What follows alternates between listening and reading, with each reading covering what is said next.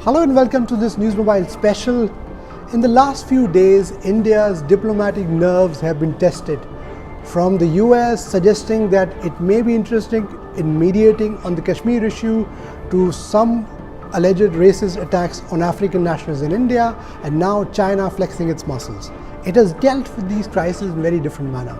But it's time that Indian diplomacy needs to be more proactive. It has to be energetic. For instance, when it came to the US had assured India during the visit of the Foreign Secretary S. Jaishankar that it is on the same page when it comes to India's core concerns of terrorism. When he got back, this is the messaging that he gave to his bosses in South Bloc and beyond. But certainly, the US permanent ambassador to the UN, Nikki Haley's comments suggesting that Trump administration may be interested in mediating on the Kashmir issue certainly did not reflect on this position.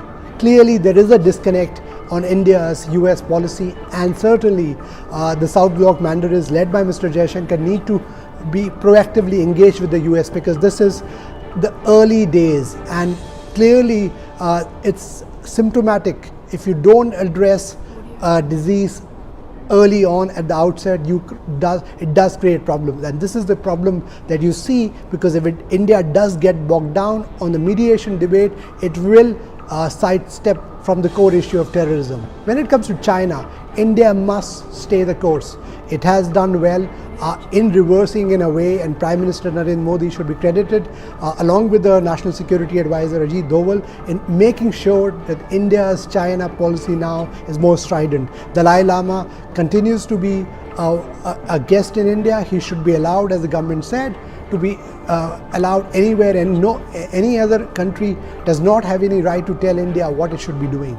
On Africa though, even though the Foreign Minister Sushma Swaraj has said that some of these incidents are not racially motivated, India's competitors, even countries like China, will use these incidents to actually pin down India. They will try to create some kind of tensions between India and these African nations, and you've seen a strong reaction coming from the African ambassadors. So clearly India has to make sure that it allays its fears.